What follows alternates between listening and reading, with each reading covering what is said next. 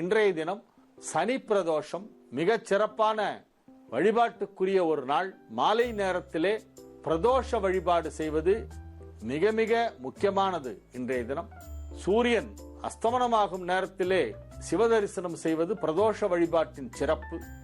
நந்தியம்பெருமானுக்கும் லிங்கத்திருமேனியாக எழுந்தருளியிருக்கின்ற சிவபெருமானுக்கும் அபிஷேகங்கள் எல்லாம் நடைபெற்று அலங்காரம் செய்யப்பட்டு தீபாராதனை செய்து பிறகு பிரதோஷ மூர்த்தியாக ரிஷப வாகனத்திலே உமாமகேஸ்வரனாக எம்பெருமான் எழுந்தருளி உலா வருகின்ற காட்சி பிரதோஷ வழிபாட்டின் தனிச்சிறப்பு. பிரதோஷ பூஜையிலே கலந்து கொண்டால், பிரதோஷ வழிபாடு செய்தால் பல பிறவிகளிலே நாம் செய்த பாவங்கள் எல்லாம் கொஞ்சம் கொஞ்சமாக குறைந்து கொண்டே வருகிறது.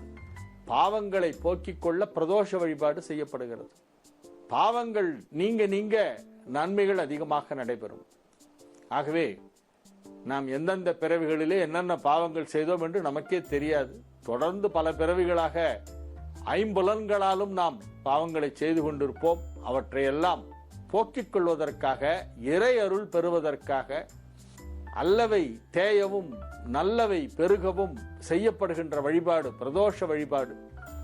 இன்றைய தினம் சனி பிரதோஷம் மிகச் சிறப்பு வாய்ந்த வழிபாட்டுக்குரிய ஒரு முக்கியமான நாள்.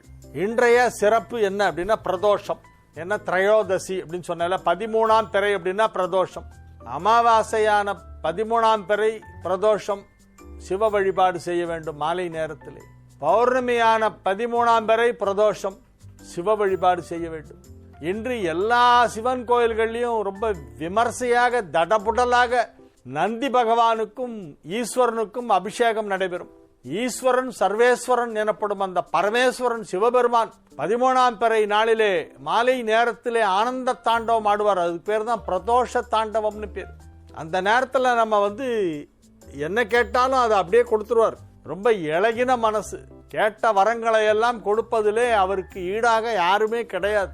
அந்த சிவபெருமானை வேண்டுவதற்கு ஏற்ற நேரம் எதுன்னா, இன்னைக்கு சாயந்தரம் சூரியன் அஸ்தமனமாகும் போது ஏதாவது ஒரு சிவன் கோயிலில் நின்றுட்டு நமச்சிவாய வாழ்க, நாதன் தாழ்வாழ்க, இமைப்பொழுதும் என்னெஞ்சில் நீங்காதான் தாழ்வாழ்க, கோகழியாண்ட குருமனிதன் தாழ்வாழ்க, எல்லா பிறப்பும் பிறந்தளித்தேன் எம்பெருமான் எனக்கு ஒரு வழிகாட்டு அப்படின்னு அவன்கிட்ட போய் கேளுங்க.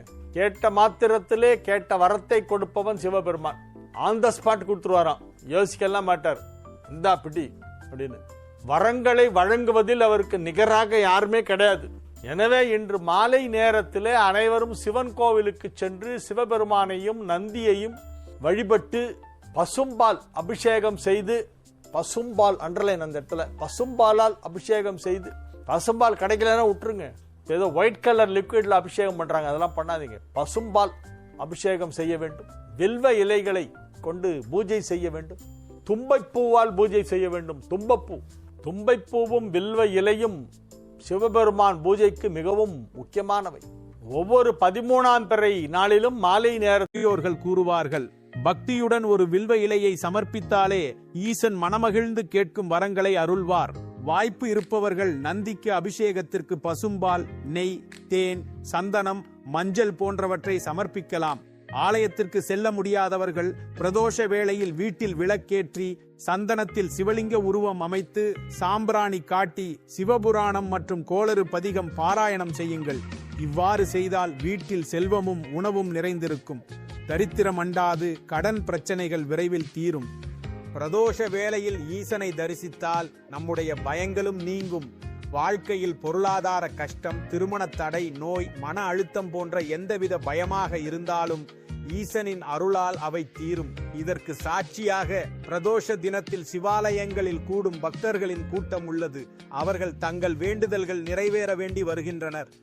மாதம் இருமுறை வரும் பிரதோஷ நாட்களில் வழிபட முடியாதவர்கள் அபூர்வமாக வரும் சனிக்கிழமை பிரதோஷத்தை, அதாவது மகா பிரதோஷத்தை கண்டிப்பாக பயன்படுத்திக் கொள்ள வேண்டும். ஒரு சனி பிரதோஷத்தில் வழிபாடு செய்தால் ஆண்டு முழுவதும் பிரதோஷ வேளையில் சிவ வழிபாடு செய்த புண்ணியம் கிடைக்கும். இதனால்தான் சனிக்கிழமை பிரதோஷத்தை பிரதோஷங்களின் தலைவன் என்றும் மகா பிரதோஷம் என்றும் அழைக்கிறோம்.